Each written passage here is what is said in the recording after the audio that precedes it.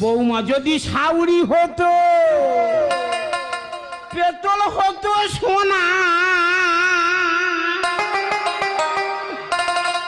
আর মোরগ যদি ডিম পারতো, পাটায় দিত ছানা। দাদা এ কি দিনকাল পড়লো বলো দিনি, আমি এড়ে হারাইবি ছানা, গলায় কেড়ে ধরবো কচি পোনা। আমি এড়ে হারাইবি ছানা, গলায় কেড়ে ধরবো কচি পোনা।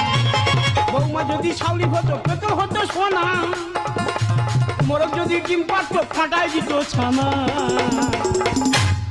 আমি এড়ে হারাইবি ছানা, গলায় কেড়ে ধরবো কচি পোনা।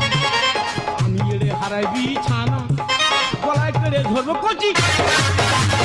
দাদা আমার নাম এড়ে, গলায় ঝুলছে বড় কেড়ে। তোমরা ভাবছি এড়েটা কর দিল আর কেড়েটা বা কর দিল। মারি দা আমি টাকলাম মার গর্ভে, আর আমার মা গইলে গোল কাটতে গেছে, আর আমাদের হিড়ে গরুর সামনে থাবাত করে হয়ে গেছি। সেইটি আমার নাম এড়ে। আর কালের দিকে চেয়ে দেখি আর কালে ঝুলছিল বড় কেড়ে। মাইদা আমার চারটে লোকের সংসার, বিষয়টা তাহলে তোমাদের কাছে আমি খুলে বলি।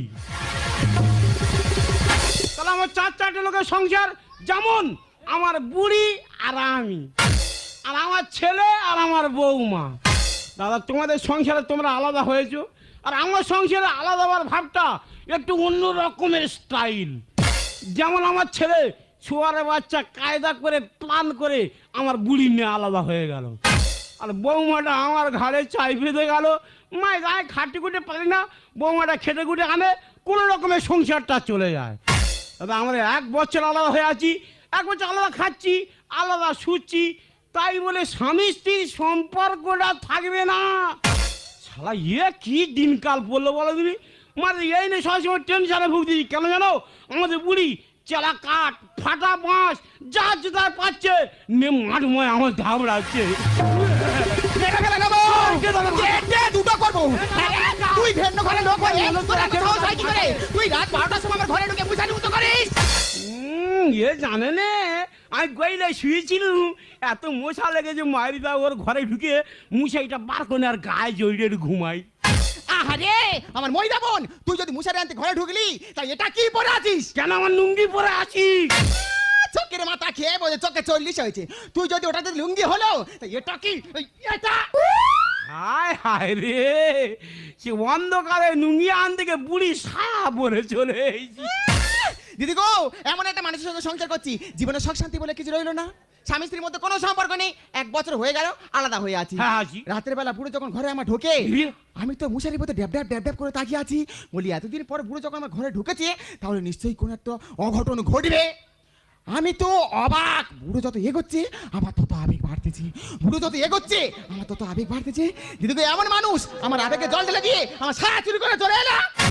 দাদা কি বলবো, আমার ঘুম ঘরে হাঁটার অভ্যেস আছে, কার ঘরে ঢুকেছি কি ব্যাপার আমি নিজে বুঝতে পারিনি। তুই বুঝতে পারিস নি? তুই সব বুঝিস, তোর বান্ধব আমি বুঝে গেছি। তুই কি বলবি? আজকে তোর সঙ্গে আমার খেলা হবে। খেলা হবে, খেলা হবে এমন করে বলতে যাই যেন মেসির মা হয়েছে। ওই শোন, তা আমি মেসির মা না হই, আমি মেসির পিসি। পিসি আরে পিসি মনে করেছিস? আয় আমার গায় তোর ব্যবস্থা করে দেবো। তুই কার ঘরে ঢুকেছিস? এদিকে আয়।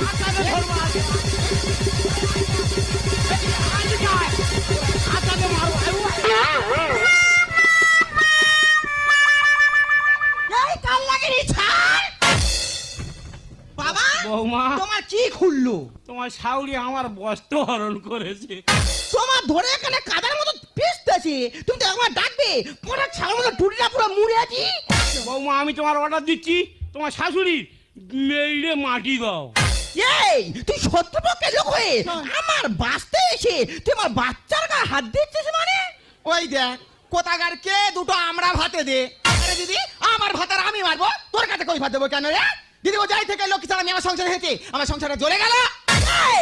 লক্ষ্মী ছাড়া আমি না লক্ষ্মী ছাড়া তুই? দিদি কি বলবো, এর মতো শাউরি যে ঘরে ঘরে থাকবে আমার মতো বৌমারা একদম সংসার করতে পারবে না। এমন একটা শাউরি মাঝে মাঝে মনে হয় আমার যেন সতীন। আমার ভাতারের মাথাটা এমন চিড়ে খেলো, আমার